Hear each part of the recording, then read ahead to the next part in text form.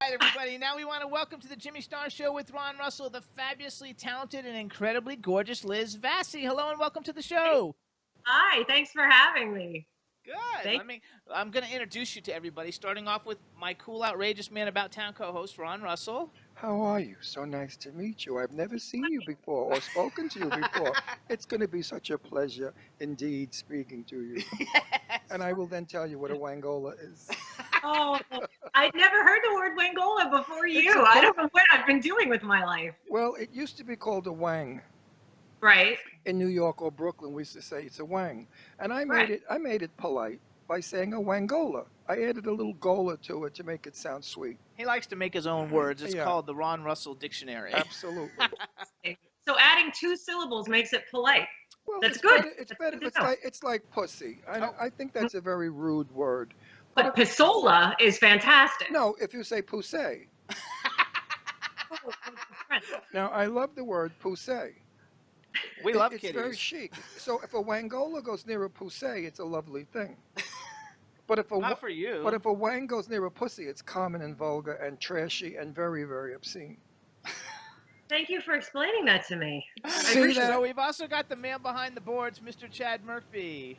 We've never heard of a wangola here in South Florida either, so welcome to the show. You have to come from Brooklyn or Astoria, Queens, because everybody in Astoria, all my friends that I grew up with, they all know wangola. Okay, hold on. We have a chat room full of people, Liz. So say hello to everybody in the chat room. Hi, everybody in the chat room. There you go. All right, and now before we even start and talk about anything, I want to show everybody. Look what I got in the mail. Okay. So, all right, everybody. Oh, my God. Now we have my very own Liz Vassey Captain Liberty action figure to go with my Patrick Warburton Tick action figure. Wow, they gave you some pair of tits. Look at those tits they gave you, my God. I know. Look, I have my own without the head. Yeah, doesn't have a head. I'll go on eBay. Why? What, you didn't give head to your dog? I didn't. My dog got no head. That's a bitch. If your dog doesn't get head, boy, that's a bitch. And everybody No, out there, am am I doing a good shot, everybody? Can you see it well? Isn't Good. that... So everybody knows that I collect action figures of guests, and normally I wait till after they come on in case they cancel right before they come on or something. I don't want to have their action figure, but I knew Liz was going to be fantastic, you guys, and she's doing so many cool things. And so this is my DVD collection of the Tick TV series. Oh, that's awesome. Which Ron can't stand the idea that Patrick it. Warburton dresses up like a tick. When we had him on the show, and he was like, "Why would anybody want to be?" He gets skeeved out by like bed bugs and ticks. Can't deal. And so the fact that he's like a tick was like freaking him out. Really? Yeah, he's not that kind of tick. He's a crime-solving tick. Yeah, he's a big blue crime-solving tick. It's so much fun. Well, they did a doll of me. And I wouldn't sign it. I wouldn't let them do it. I said, "Oh no, this doll looks 76." No, you can't do that. I got to comment on mine because they sent me a prototype, and at first the ass was gigantic. Well, it had to match the knockers because those are torpedoes, my dear. No, it was gigantic. And they said, "What do you think?" I said, "Just shrink the ass a little bit." And they did. I was really pleased with that, actually. You're going to be the second person I'm going to ask this question. The first person was the legend Jane Russell, the movie star, who was my good friend. And when I interviewed her, I said, "Jane, tell me your bra size in 1940. And she said, 36B. And I said, "For that, they made such a big deal your whole career." Now, my show was called Set the Record Straight. And I said, "What would you like to say about that?" She said, "Listen, Ron, they put up that I'm a 44D. That's bullshit." She said, "I'm only a 36B. Now, you're the second person I'm going to ask. What is your bra size?" My God, I'm the second person after Jane Russell? Absolutely. I've never asked that question. Which, by the way, I have to say, everybody in the chat room was talking about how gorgeous you are, and you are super gorgeous, which I told you yesterday. Let's find out her bra size, because this doll has 44 double Ds. No, it's actually absolutely not right. No, I'm a 34C. I'm perfectly normal. So you see, but why did they give you these Jane Mansfield knockers? Because it's an action hero, and you have to look like it. But do you realize if a child plays with it, they could poke their eye out? But they could also poke our eye out with the Captain Liberty top. And Meanwhile, I love the doll. I can't wait to make this doll beat up Wonder Woman. We have a Wonder Woman. oh yeah, we doll, got a too. Wonder Woman doll. So later, I'm going to play with you beating up Wonder Woman. No, because we're not going to open you, because like when time goes Must on. you tell the truth always? I know, but I don't want anybody to think that anybody who collects action figures knows you can't take them out of the container unless you have two of them. Now let's get down because this is what happens. That's right. That's what happens. The dog eats the head off of it. Dog eats the head. No, she did that in case a boyfriend comes over. She has an excuse to say, "Listen, I need head because my doll doesn't have a head on it. So could you give me a doll head?" I'm married. That's how I got my husband. That was the exact line I used. Well, I was talking about what you use on your boyfriend, not your husband. Listen, I want to ask the question. What do you do for a living? Oh, yeah, right. It's so beautiful. I love her little face. And those teeth, I want to knock them out. They're gorgeous teeth. So I had such a hard time with my teeth, and I hate them. They capped them, or I don't know what the frig they did to them. They look like sugar cubes. Let me smile for me. Smile for me. I don't smile. He doesn't ever smile. Like sugar cubes. What are you talking about? Chiclets. They look fake. Chiclets. They do look like No, chiclets a you little. look good. But they look fake. They don't look like. You never get them to look like real teeth. Wait a second, though. Is your husband someone that everybody knows? Is he like a famous actor? No, he's actually a Steadicam operator. I met him on a movie. Yeah, I was shooting a movie in Texas, and I picked up the Steadicam operator, and we met, and we got engaged 3 months after the day that we met, and we got married 3 months after that. And how long is that? How long ago was that? 12 years, so it appears to be. Yeah. That's my favorite cameraman is the Steadicam. I love them to death. It's sexy, right? Well, because the scene can be jumpy around and it keeps it steady. I can't stand this bullshit camera that they do like people years ago with a movie 8. They used to go all over the place. I go to the movies, I get nauseous when I see those I'm not good with things. those movies with the shaky cameras when they change the scene really fast. For those of you out there that don't know what a Steadicam is, it's a piece of genius work. It's a weird apparatus the cameraman puts on, and no matter what happens, he can run and jump. The camera does not bounce. So it's a Steadicam. So wait, what movie was it? It was a Tommy Lee Jones movie called Man of the House. Okay, great movie. Yeah. It's a cute. No, I have a thing about these like dumb gay movies, and I love them. And it was a really cute movie, and I was always. I had met Christina Milian right before that, and so like when it came out, I was all excited because I was like, oh look, I met her, and here she is in this film, and it is a cute movie. It's a cute movie. Well, I played a Texas Ranger, and I look like a gigantic piece of nougat, like in this beige outfit with black, like with a little bit of chocolate on top, which was my hat. I look like hell. And I kept thinking the Steadicam operator's so cute, and I kept trying to flirt with him. And I was like, I look like a gigantic piece of nougat. He's not going to go after a gigantic piece of nougat. So I tried to flirt with him, and I told the makeup artist I thought he was cute, and she told him. It was like 7th grade. And then he asked me out at the end of the movie, and then that was it. It was 12 years. We've been married for 12 years. Love that. That's what's a nice story. I wish that would happen to my daughter Deirdre. She's an actress, and she went out with, I can't say who because she would crucify me, but with a very, very famous actor, extremely famous, Academy Award winner. And he went back on drugs, and she had to leave, and it was heartbreaking. And she vowed. And she's not married now. Yeah, and she vowed on any set she's on, she will never, ever have anything to do with anyone on the set. She didn't care who they were. So that stinks because, you can meet a husband. I'm going to tell her to watch this show. Yeah, you know what?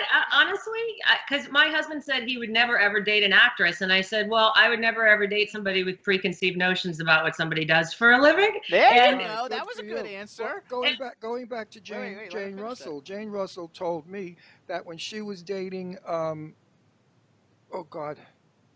an actor, I forgot his name, I'll get it to you in a minute. Howard Hughes said to her, now what did you want to go and do that and date an actor for? Because everybody just looks down at it. Who? John Payne, that's who Jane Russell was dating, John Payne at the time. Old stars. And you know who Howard Hughes is, right?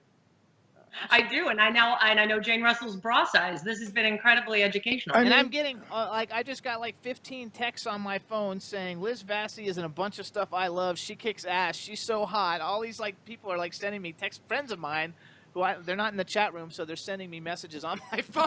That's really sweet. Thank you. Well, I've interviewed a few thousand celebrities in my years. Okay, just on the Jimmy Star Show, well over 400 because we do 2 every week. Um, I've learned one thing: when the personalities are like you, the work is fabulous. When the personalities are not good, the work's not good. So really and truly, when people cast, they should cast people like you because you're going to bring to the screen everything that the writer and the director want. Thank you very much. I like everything about what you just said. But don't you agree? Um, you know what? I've worked with a bunch of nice actors. I don't know. I've lucked out. Most of the shows that I've been on have been cast with incredibly cool people, and I know that sounds like bullshit. Am I allowed to curse on this show? Yeah, That's fine. You could say Okay, fuck so it's anything you like want. bullshit, but everybody's been really nice. So yeah, No, I don't not know. a matter of being nice. Glenn Ford, do you know who that was? I The do. actor? Okay. Glenn Ford in person drank, Mhm. mumbled, never said a word, hadn't any personality, was as dull as the dullest thing in the world. Yet as an actor, he was a good actor, but he was also a dull actor. He didn't Mm. have a fire, he didn't have spunk. And that's why Betty Davis chose him for so many movies because she would never work against a man who could outshine her. She always Uh, picked these men that were submissive and boring. So that's another thing in proof. I'm going to write a book about No, this. you need to write a book about it. you should. You should. That She didn't want actors that are boring are going to be boring on the screen because All they right. don't have it. And now you're a very vivacious girl with a bubbly personality. I would love to see you in a romantic comedy. I bet you'd be outrageously hilarious. I'm serious. I'm serious.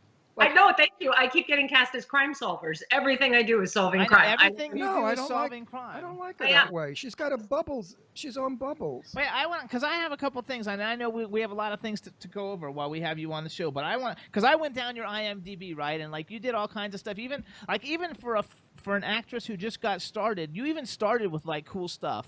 You know, like even though I don't even remember these shows, and I was in college when they came out. I should have like known them, but you were like you were in an episode of Superboy, which I don't even remember, and then Well, that's how a SAG card. Yeah, that was the first thing I ever shot. I And had then- one line. the new Leave It to Beaver, which I didn't know that there was a new Leave It to Beaver. But then you had like iconic roles in like all the shows that were popular when I was growing up. So you got first of all, you were on Beverly Hills 90210, which is like my absolute freaking favorite like show ever. And so you did an episode of that. Parker Lewis Can't Lose, Married with Children, Murphy Brown, Quantum Leap. You did the movie Calendar Girl with Jason Priestley. I love Jason Priestley because of the whole 90210 thing. Then you did a bunch of episodes of All My Children, and we love all the soapies. All the soaper people, they're like the Yeah, coolest. we've got tons of soap Well, I operas. did that for 2 years, and my father was a pimp on the show. My mother was a prostitute. My stepmother was a prostitute. My stepfather was a gambler. I got knocked up. I lost the baby. I went nuts, and I tried to kill somebody and was put in the insane asylum. Now that's a family movie for today. Right? Absolutely, it just tells you what the families in America are like today. Then we did. Then you also were in 2 episodes of Murder She Wrote, 4 episodes of ER. You were on Dawson's Creek, and you were on Home Improvement. Tim Allen, I love Tim Allen. But then you did something that I've never heard of before, and I have to like see it now, just because like I thought it was because it's like another one of those comedy superheroes, The Adventures of Captain Zoom in Outer Space.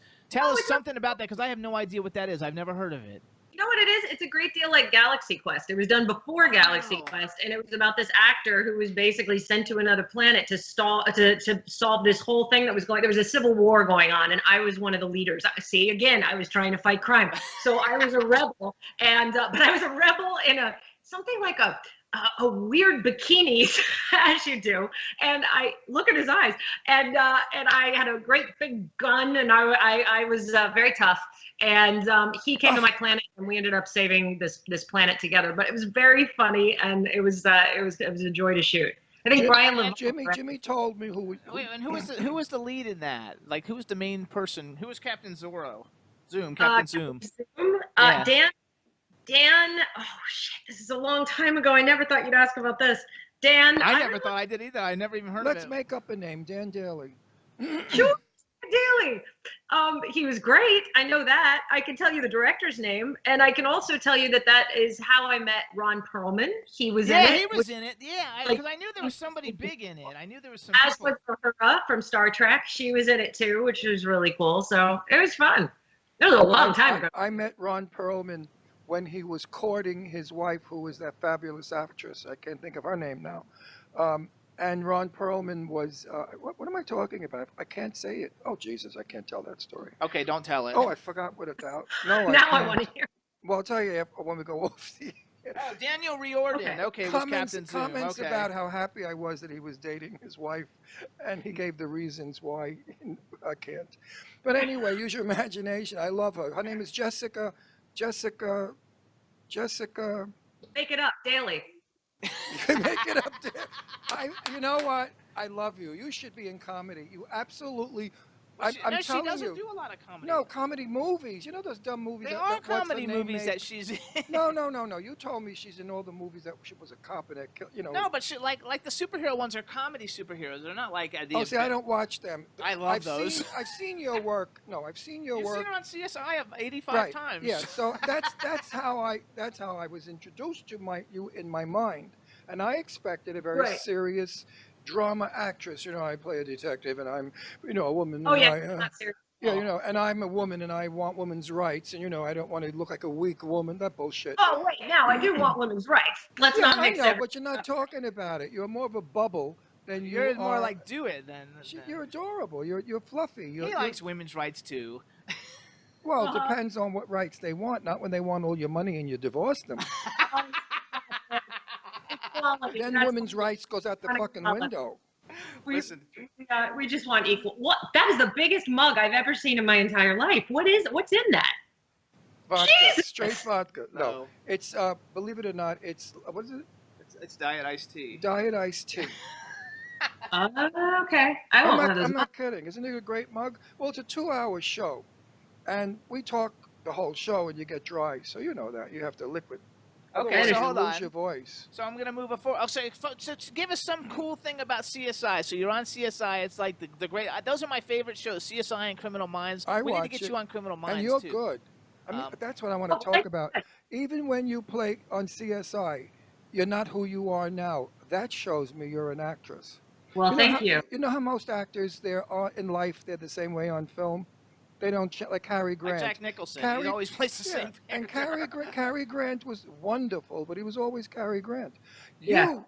I swear to God on my kids, I didn't expect you to be the bubbles you are. And I said to Jimmy, is she going to be a hard drive? He said, no, she's lovely. I said, I don't know. Okay, so hold on. Give us a little You something about. really fooled me on CSI. You played that fucking part so good that I believe that's who you were going to be. Thanks, You man. made me say fuck Look, twice. there she is. I know what she looks On like. CSI? Yes, they're showing clips. Yeah, we see it. Oh, I know the that. coolest thing that I got to do on that, they let me go to Vegas and I got to ride around with the real CSIs.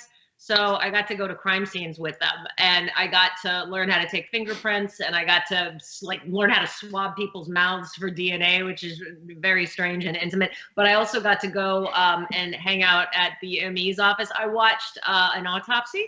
I watched 3. Go away.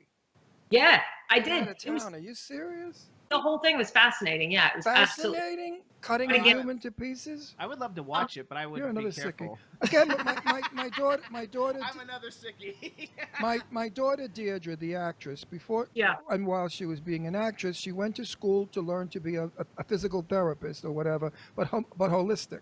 And in her course, they had to do a thing like you just did, an autopsy. She watched. And it was an old lady, and my daughter started to cry and ran out because she said it reminded her of my mother. And she said, Daddy, it was like Grandma. I couldn't do it. So she left, and then she chose a really good profession where you work all the time. She became an actress. Steady work, my dear. She loves So steady no, work. did you have a good time being on a CSI? Because I mean, you have a great credits before CSI, but CSI basically like puts you like on the map as like everybody knows who you are now. Well, CSI. Well, she's a big star now. Now she's a TV star. You know, Huge. No, there were 3 shows that I did that I loved, and I think it was 3 shows. They were steamrolled by CSI in the ratings. So basically, I'd done these 3 shows I loved, and they were canceled after 6 episodes. The Tick being one of them, because CSI was such a huge juggernaut of a hit. So by the time I got on CSI, I was like, yeah, you guys owe me. Like, you owe me money because I did 3 big shows because of you. keep dreaming, keep dreaming. Yeah. Keep on dreaming. What do you think of Marissa Haggerty? What? What do you think of Marissa Haggerty? Hargitay. Hargitay. Oh, you know what? I did a show with her called Grapevine like a million years ago. She did an episode and I did an episode. We didn't work together, but I thought she was lovely. You know, She Gino, was that's great. different. That's Huh? Law and Order. No, I know that, Oh, but okay. the comparison of the shows, they're similar shows. I mean, they could switch positions and the show works. Not really. Yeah, Marissa could do her part and she could do Marissa's part. It's You need to basically. be You know, on Criminal. You should be on Criminal Minds. Like they always have. No. She's got to be in something like Doris Day film. I One of know, those but Don't I know, eat the but daisies. I happen to love Criminal Minds though, so I would like to see you on Criminal Minds No, because if you would fit with if all the people. I were Wait. Let me talk a little bit. Talk a lot. Do you ever watch? Have you ever seen Criminal Minds?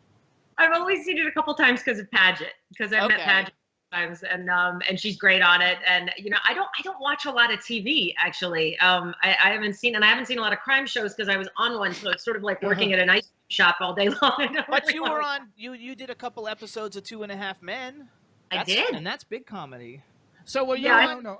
I see her. See, if I were casting now, I would cast her in an old Doris Day movie, brought back, revamped, updated. She's got that Doris Day quality, that lovely where you want to hang out with her. I want to be your girlfriend and go shopping with you. We could go have our nails done and stuff. You know, Jimmy and I are married. Did you know that Jimmy? I'm more likely to take you for a 10-kilometer run, but yeah.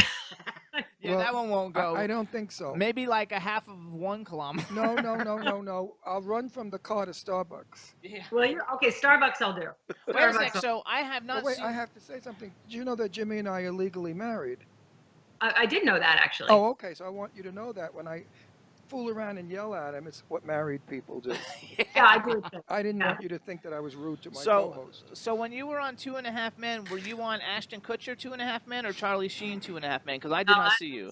I was in the last dregs of the Charlie Sheen years. I was Fantastic. his girlfriend. Yeah, it was great actually. I mean, there's supposed to be so much stress on that set, and I hear about so much stress on that set. I didn't see any of it. I had a great time. Charlie and I don't know what this says about me, but we got along really, really Oh, well. no, that's terrific. Like, Hey, listen, Charlie's private life is his private life. Not That's- everybody exposes their private life. do you know Serena Vincent? No. Okay, I just thought maybe you might. See? She played his girlfriend on an episode of that. Also, she's a friend of mine. I really don't disclose my private life. Oh yeah, right. Not My at all. privit life is I'm not a homosexual. I'm a heterosexual, and I love women. I just make believe with Jimmy. I fake it. Yeah. You fake it very well, my friend. I You fake it very like you're so gorgeous. I would date you in a minute and marry you, and I think you're beautiful. And if I tell Jimmy that, he gets upset. No, I wouldn't get upset with her.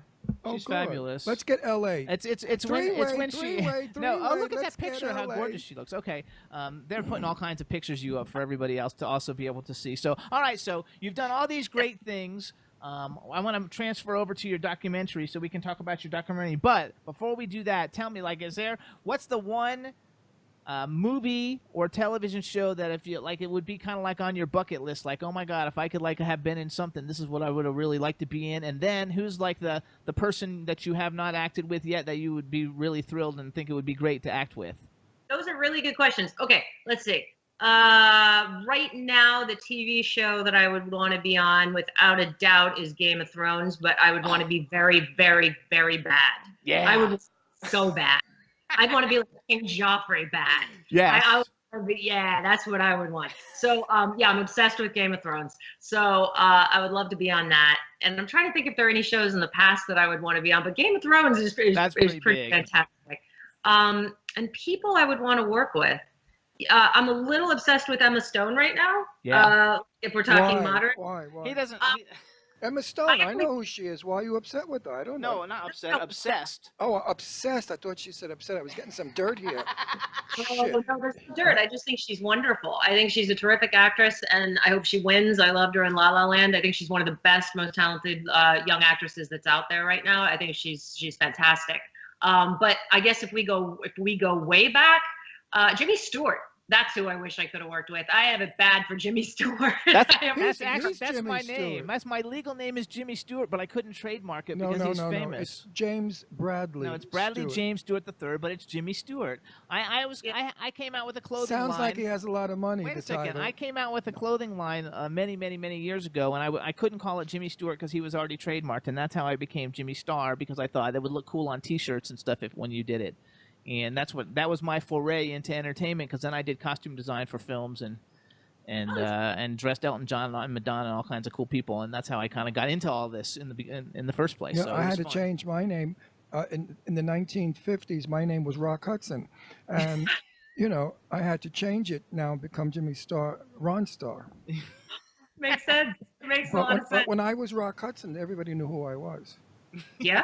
I was famous, very famous. All right, everybody. So here's where we're going to go with the conversation now. So Liz, you guys, first of all, you can follow her on Twitter. It's actually her on Twitter. She's not gone. I know she's not going yet. We're talking about her documentary. All right. Okay. On Twitter, she's at Liz. I don't want you to leave. She's at Liz Vassey, Lizvassey on Twitter, and she is working on is it Indiegogo, right? Indiegogo campaign for a new documentary she's doing called The Human Race. And to follow them on Twitter, it's at Human Race Doc, and the website is the-human-race.net.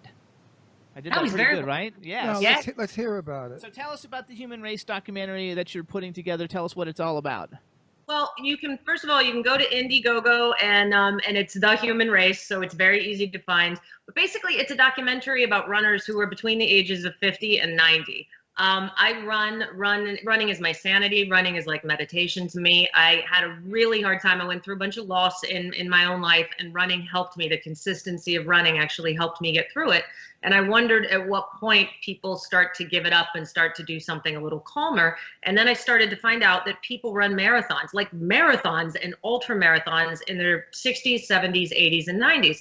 So I was on a trip to Florida, and I ended up meeting up with a running club, and I met some of these people. Like, I met a guy who stormed the beaches of Normandy, and he wakes up and he runs every day, and it helped him through the loss of his wife. And I met another guy who runs a 10K every day. He's 72 years old. I met a woman in her 70s who told me she's done more 100-mile races than she can count.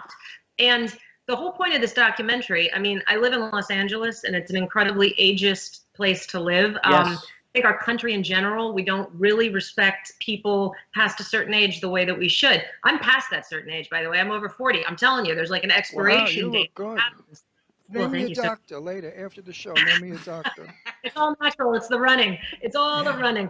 So, but no, I think that people need to be respected well up into older, like the 80s and 90s. They can do fantastic things, and I just think our country tends to discount them. So one of the reasons I want to make this is because I think it's really important to embrace the older generation. And the other reason I want to make it, I mean, that's the moral responsibility. There's also a fiscal responsibility. If we take care of ourselves, the cost of medical care is skyrocketing lately, and there's proof. I mean, the Harvard Business Review did stories on this. If we take care of ourselves now, if we start taking care of ourselves at any age, then we'll be less likely to have to spend a huge amount of money later. And I also talked to a doctor who did a study on runners and non-runners, and he compared 500 runners, 500 non-runners over a 15-year period. And he discovered that the runners were half as likely to die of any disease, anything. And he also discovered that their knees were stronger, their joints were stronger, their ligaments were stronger. So this whole idea that running is bad for you is bullshit, basically. It can strengthen your body if you're running correctly, if you're wearing the right shoes, if you're on soft ground as opposed to pavement. So basically, I want to make this documentary just sort of a love song to these warrior people who are doing these amazing things, and just as a message to say, take care of yourself. And if this 85-year-old can run, over 20 miles, then you can probably take the steps instead of the escalator occasionally. But I find a lot of it has to do with hereditary DNA. Because I go to therapy now for my wrist. I had an injury. I fell off a Christmas tree and my balls cut my wrist, my Christmas balls. So I go to therapy. Mm-hmm. Now, there are people in my therapy class that are probably 10 years younger than I. And they're in walkers. They're all busted up. They're a mess. They look ugly. They're overweight. They look like old people. And when I walked in, I have a walk about me. It's kind of like a Brooklyn John Travolta cocky walk. The therapist guy, the first thing he said out of my mouth was, and I'm looking at your chart, and how old are you? I said, it's red, 76 years old. I'll be 77 in May. He said, you're amazing. He said, and I thought, look at all these people around me. Why are they like that? And why am I still full of life. I dance, I run, I go, I do, you know. I think genes has something to do with it, but he doesn't smoke, he doesn't drink. We don't drink, we don't do drugs, we don't do any of those We're things. so fucking boring. I mean, really. I can tell you that. We really No, are. I think some of it is nature, and I think some of it's nurture. I mean, the doctor that I talked to at Stanford, who ran that test on the 500 runners and non-runners, he basically said, look, if you're going to live for 100 years, you have some of this is your choice. You can have 95 fantastic years and 5 kind of meh ones, or you can have 75 great years and 25 kind of meh ones. And he said, so it's your choice. He calls it compression of morbidity, which is not the most poetic of sayings, but he's basically saying, stretch middle age into your late years. And if you take care of yourself, you have a better shot. And yes, I'm not saying that anything can override a genetic problem. And of course, the people that can't get up and get moving, I understand that. But the people that can will be doing themselves a lot of good if they. But do you believe that it's all mental? Because I came from a family of, my mother was a very young 80, and she died of an aneurysm, which was something you can't control. My mother was never heavy. She always maintained her same dress size. She ate everything that was healthy and good. She never ran, but she smoked, and she smoked like a crazy lady. And now I have another friend, my friend Perry Winkler. She is 95, and she has never run or done anything like that. She's just eaten, she only eats salmon and yogurt and bananas. That's in her breakfast. No, her breakfast in the morning is black coffee, a banana, and yogurt. It's always been that way. And at dinner, it's always salmon, fish, no red meat. I have to say, he knows a lot of older people and All a the lot old of, bags all of the my old bags in friend. Halloween, and all the ones that were in Hollywood know- and stuff. And they all, but they all live very long, but they don't eat junk. They don't. I mean, No, that's bullshit. Jane Russell was a boozer. She was an alcoholic. She went on the wagon know, but in for her a long time. 80s, Oh, and she lived to 89, and she only died from a flu. She got a very bad virus, and it killed her, you know, because her body couldn't fight it. Arlene Dahl is now in her 80s, 85, 3-4, and she's phenomenal. And certainly Arlene Dahl never ran a day in her life. I'm lucky she walks. She hires people to carry her from room to room. wait a She's second, one though, of but those you said you actresses. run every day. I do. But one thing to say about that, there are always going to be people on both sides of the spectrum. No, They're no, going to be I know that, but there are so many living right now. Yeah. From all the movie stars from the 1940s, the great legends, let's put, that are left, which are few, and I know them. They never ran. So there is, I believe in what you're saying. I really do. But I also believe in DNA and mental health.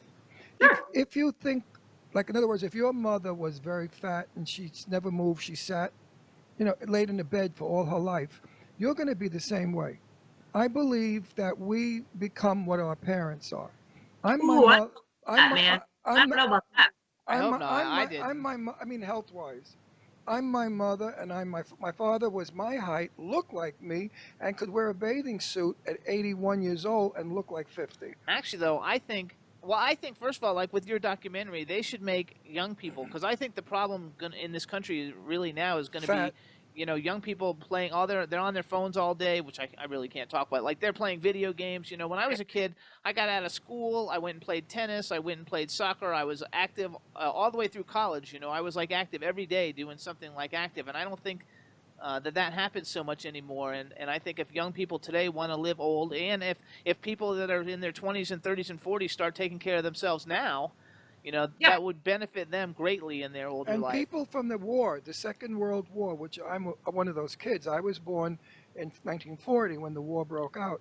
We ate differently because we didn't have the food in the supermarket as readily available. So most of it was garden food. They grew their own lettuce. They grew you know what I mean? So we sort of ate healthy. And he still eats healthy. Oh, I don't eat crap. I mean, he eats the worst shit in the world. Did you know I never went to a McDonald's and he took me to one? I swear to you. And I went in, I thought I was another world. I didn't know how to order. I remember he was making fun of me. I wanted to kill him. The people were looking at me. I bet she doesn't eat junk food either. You don't eat much junk No, food. of course. Look No, I don't eat it at all. I actually had to.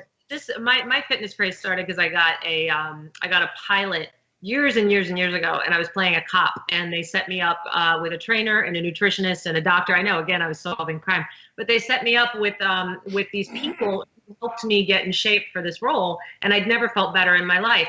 going back to what you were saying, yeah, you know, some of it is genetics. Although I'm not like my parents in a lot of respects as far as physical health, just because Well, my is your mother still living? Let her finish. no, both of my parents are gone. They died young? Uh, yeah, but there were extenuating circumstances with my mom and my dad. He smoked for a long time and he didn't eat very well, and a lot of it was directly tied to his diet and not taking care of himself. But I do think that, yeah, certainly genetics play a part and your mindset plays a huge part. But if the other third of that is physical health, taking care of your own physical well-being, why not try? You know. Now let me say something to make you happy about your documentary. My very dear friend, 20 years ago, Bernice, was told that she had stage 4 cancer, had gone to her lymph nodes, and they said that she had very little time. She got so panicky that, you know what she did? She went down from the doctor's office and began running through the streets of New York like a crazy lady running.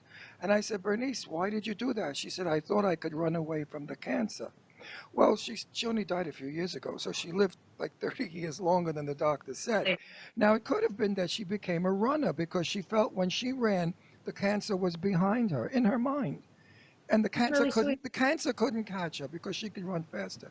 And Bernice lived way longer than they ever thought. So there is something to running. Wow, that's a sweet story. It's a very sweet story. Yeah, and she was Bernice Newman. She was my wonderful friend. She was gorgeous, a gorgeous redhead with green eyes. Such a young, beautiful woman.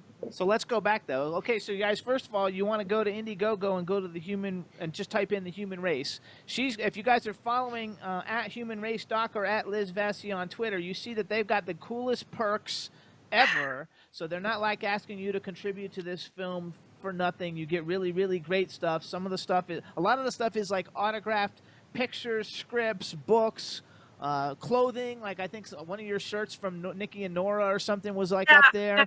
I'm literally whoring out all of my friends who've ever been on television. So you get really great perks. You have to do that. That's good. Really great perks, and I think you're almost halfway there, right? We're just past halfway there. Now, in your documentary, what I really think I will miss when I see it is you giving a little lecture on overweight. We live in Bucks County, Pennsylvania, soon to be back in Palm Springs, where the world exists. Where we are, there's no world, it's forest, and everybody's basically farmers or just, regular people, little people, but they are obese. We cannot believe the obesity in Bucks County, Pennsylvania. The women are gigantic, the men are huge. Men seem to have these enormous bellies. I mean, that hang down to the stomach. I don't think they could find their penis. Wait, listen though.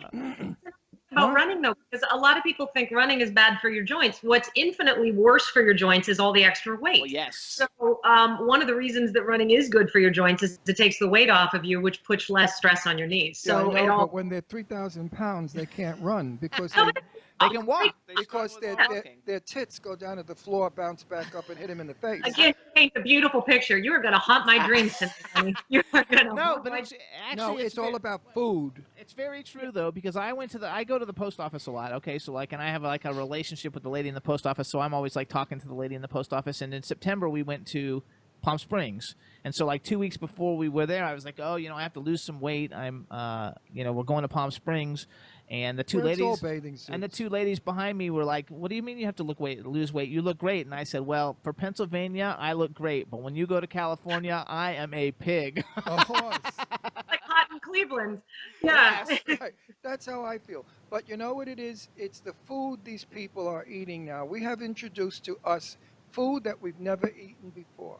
Mexican food, no offense to Mexicans, I'm not on your back. I love Mexican food. But it's very high in calorie. It's extremely high in calorie.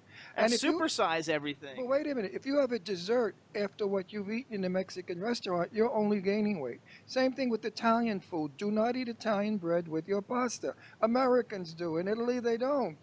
Right. Stop eating. Learn your carbs. Wait, what's your favorite food to eat? What is my favorite food to eat? Salad, vegetables, I bet.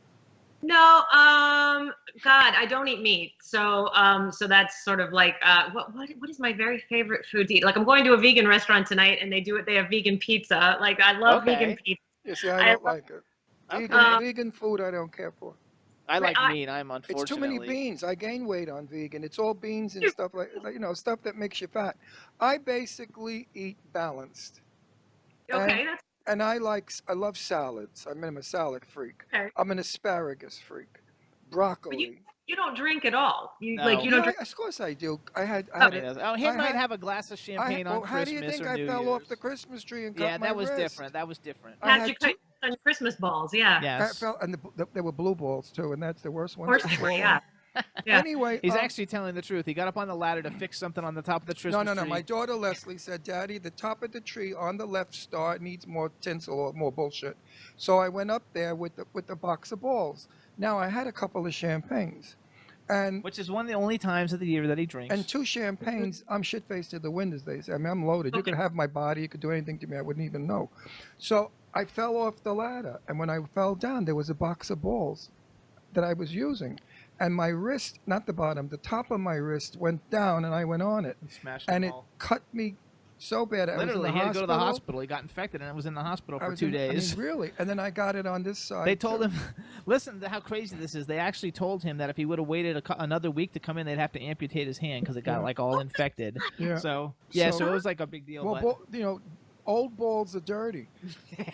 think of all the time you've put your balls on the tree, all the dirt and the dust. You write an autobiography? Please make that your title. Wait, the people that handle your balls. I mean, all your friends come over. They want to put your balls on the tree. They all volunteer. Can I put some balls up? And you say, yeah. Okay, let's go back though. Hold on. So that's a dirty thing. I want to go back to her documentary real quick. So you've probably thought all of these because I'm like an idea person. But have you approached different like running and sports apparel companies to sponsor your documentary to maybe get some funds? I have, and we're still approaching some, but here's the thing, and it goes back to it being a little bit ageist. You go to certain companies, and they're like, yeah, it's not a sexy demographic because it's over 50, which I think is kind of absurd. And I also think it's wrong because I've done the research, and it's the over 50 demographic that spends more money. Right, they've got the money. Don't these idiots know that today we have more senior citizens on the planet than ever before? My God, it's old bags are living to be 100 now. I intend to live to be 98. And then after that, my facelifts won't work anymore. So it's time to go. It was really hard to get anybody. Like I'm after some people at AARP right now. They're sort of interested in it. But one of the things that I'm crowdfunding too is because I went to production companies, places that I'd worked before. And what got me was one place actually said, look, if you turn this into a weight loss competition between your runners, then maybe we'll do it. And I said, well, I don't really bullshit competition. Like, these are people that ran through cancer treatment. There's enough drama in their lives. They want to make jerks out of us. No, it's good. I think it's good though. So I just thought, I figured you probably had already done that anyway, but I want to make sure you get all your funding and maybe extra to do whatever so you can have some marketing money and distribution money or any of those kinds of things because I think it's really the only positive side is that SAG sent us all a thing months ago about SAG said we now have to have more senior citizens over 75 in films. That's not how it goes. Well, it goes something like that. They get a discount. You get a discount. That's right. Like if you, well, it's not a SAG thing because it's a documentary. No, but... SAG. When you make a movie, you have to tell them how many minorities, blacks, yellows, greens. You don't have to. Only if you want their discount. Only, honey, I'm the one who did it. I know. Everybody wants their discount. What schmuck doesn't want a discount? It's got to be somebody from another world. So now I'm happy to say that I will be. Yeah, he's going to get a lot of more. I'm going to get a lot of work now because once we get to LA, I'm going to my agent and I'm going to say, where do you want to put me? I'm over 75 and I look decent and I can still speak. I'm not at the point where so let's see what we can do. Because 3 or 4 years ago, I retired from work because you didn't get any work. Who wants that old bag? He might have a heart attack on the set. That sort of mentality. Now they're changing. So the ageism is really starting to turn around. But it's going to be it's very slow. Because look at all the wonderful actresses we have in their 80s that are wearing mini skirts with sexy clothes and they got gorgeous bodies. And they're in.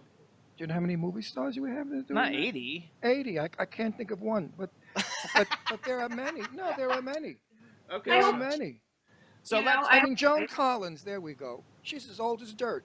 And look what she looks like. She's fabulous. That's true. So many older broads that are really, the soap opera friends of ours, they're all 128. No, they're not that old, but Well, they're they older. are. Do you know And the they ladies look gorgeous. Do you know the ladies from Venice, the series?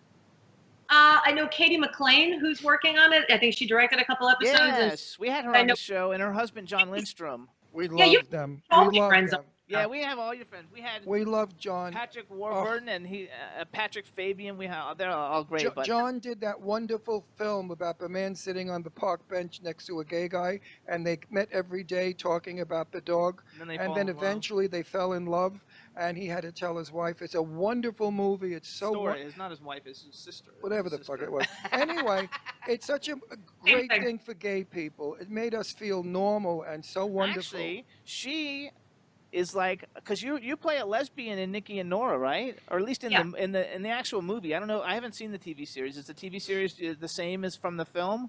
Yeah, well, they did. They actually did a pilot. We did a pilot in 2004, and this is another thing. I mean, you were talking about them wanting people of different ages now, and I hope that's true. I hope women it is true. Call SAG. It's slowly. It's too slow. It's too slow for me personally, and particularly for women, because like they'll take a 60-year-old leading man and go, "Oh no, a 40-year-old woman's too old to play his girlfriend." I mean, it's just the truth. Ridiculous. 40 for a woman is death in ridiculous. Hollywood. Well, and that is where, I mean, I do have a very strong. Because my good friend Taya Gill from Queer as Folk, the blonde, she played a Leslie. She had a lot of trouble when she turned 40 because she no longer was wanted for the roles that she played. Now she's smart. She's making a lot of movies because she's playing 40. So don't try to play younger than 40. You have to play 40. I don't think I mean, this is, I mean, in God's honest truth, I am a very strong feminist, and I care about women in this industry. And one of the things that I liked about Nikki and Nora was the fact that I think lesbians are so underrepresented, particularly in 2004. And we shot this pilot, and somebody leaked it online, and I don't know who, and it got so many views online. And I thought, this is actually heartbreaking, because the fact that there is a whole lesbian community out there who don't get to see themselves on television, so they're seeking out this pilot that never even aired and watching it over and over again and writing fan fiction. And people ask me what I think about it, and I think, A, I'm flattered as hell, and I'm glad to be a part of it. Because I'm a very strong supporter of that community, but also how sad that's what they have to do, because they themselves. Don't exist. We are invisible. Okay? Commercials today, if you watch, and I want all of our listeners and viewers to listen up on this, you will see more Black Americans now in a film. You will see more Asians now in commercials. You will see more of everybody, but you will not see gay people. We do not exist. We are invisible. When we go to the movies, if we see ourselves, we're dizzy queens or we're trashy bastards that get killed. We're always garbage. They never have us as just normal married couples with houses and kids. And let me tell you something. Except for on Modern Family. But they made him a faggot too. They made him a big chubby. They had a Campbell's soup commercial. They have what?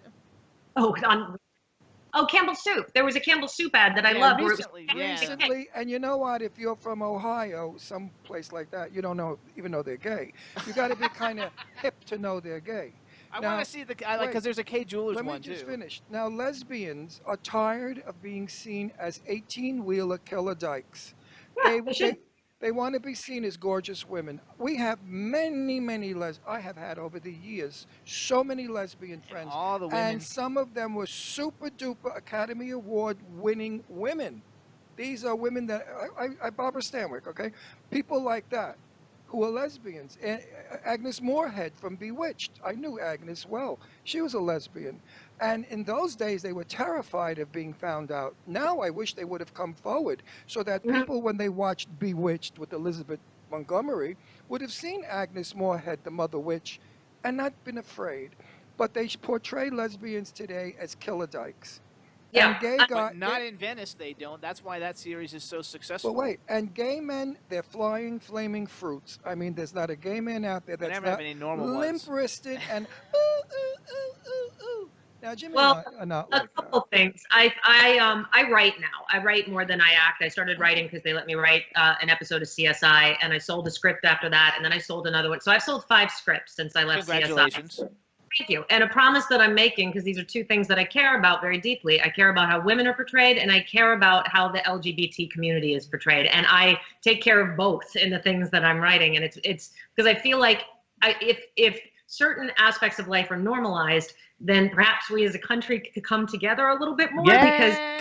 Because the problem is that, well, I think a lot of the problem is that there are places I mean, look, I'll be honest. I live in LA and I know they have this whole bubble thing that they say. The fact is, I don't feel like I live in a bubble because I see different types of people every single day. It is normal to me out here. And I see that there's nothing wrong with people who are different than I am. And I think there are large portions of this country who don't see people different than Absolutely. they are. So I feel like it's the entertainment industry's responsibility to put that out there and to put it out there that this isn't dangerous, this isn't scary, this is normal, this is okay. And shows like The Fosters, my friend created The Fosters. It's fantastic. Two moms raising a really colorful family of foster kids. Really good show. But listen, I'm in the business 52 years. I started at 19. Okay? I was on McMillan and Wife with Rock Hudson, for real. And he stopped the production because he read a line that he really was not comfortable with, and then he made an issue of it. And he said, this line it's too feminine. Way too feminine of a line. My personality doesn't talk like this. He was so paranoid of being found out that he was gay. And that's a sad thing because Rock was a fabulous person. If you knew him, he was not movie star. He would kid around. He would clown around. He would sit down and bite your sandwich. He was a sweetheart. Somebody in the chat room said, "Stop picking on Ohio." I don't know what that means. No, I love Ohio. Three of my best friends. Everybody in there says they love you. So we have to, because we have another guest in a minute. So we have to wrap this up. So we have to like get all the. Can I come to your house so we could continue this? I'm right here. When we We're move moving to to Palm Springs, Springs. we'll have you come over for dinner with a I'm bunch serious. of people. I'll cook you a very healthy Italian meal without any garbage. Real stuff.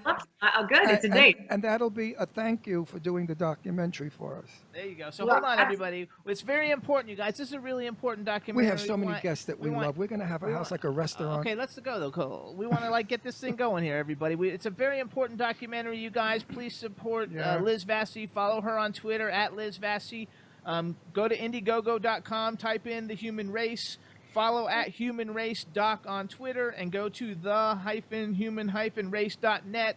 Let's support it. I mean, she's basically like got perks that are from like the most famous people on the planet from all your favorite shows. And not only are you going to get a really great perk for something, but you're actually helping to produce something that's going to actually bring value to the world, and it's really important. So please support the documentary. For the forgotten people, I hate the word ageist, but for the aging people who are not even aging, for the new youth of America, and that's what we are, we old bags, we're the new youth. Because remember one thing, what we've got in our heads, you have not found yet. You have to live to be our age. We have seen, we have tasted, and we have touched everything in the world. We've gone through wars, we've gone through prejudice, we've gone all over the place where you younger people haven't. So respect us when we speak, because we speak with authority and we speak because we were there. There you go. Amazing. All right, Amazing. everybody. Oh, what's the cat's name? Sometimes. What's the cat's name? That's Crick. I have three cats that are named after the scientists that found DNA. So there's Watson, Crick, and Rosie because I got them from my. I love it. That's so cute. All right. Is your husband like you in personality? Huh? My husband is. I married so far up. I married so far up. I won the spousal lottery. I still have such a crush on my husband. That is so nice. Well, I hope we meet him too. Yeah, he can come. And don't think we're not getting together. You'll get a phone call if you say who. I come right over to your house. I'll burn it down. Never. Okay. No, I'm coming to your house. How could you forget? All right, so everybody, please follow Liz Vassey. Check out all the great stuff she's been in. She's got such an awesome, incredible resume. And a lovely personality. A great personality. And a lovely person. And don't forget to follow @Human Proud Race. to know you. Don't forget to follow @HumanRaceDoc on Twitter, and that way you can just click the links and follow it, and you can get to Indiegogo. And thank you so much for coming on the show, Liz. We really appreciate it. You're a great It was a fun time, Liz. Thanks, Liz. Bye. And you're going to come back. Oh, yeah, you're coming back. Yeah, all right. Chad, wasn't she cool? I love her. We have the best guests, and everybody listening in the chat room and They all all of you. loved it. We don't blow smoke. I don't blow smoke up anybody's ass. If I don't like you on the show when you come on, I'm nice, I'm polite, I avoid you. But I have to tell you. Everybody loved her. And Meg's in the chat room. Hi, Meg. Hi, Meg, and she's from Ohio, so whoever wrote that, blow it out your nose. Meg wrote it. Meg wrote it. Meg, Meg, are you out of your fucking mind? I love you to death. You're my sweetest, dearest friend.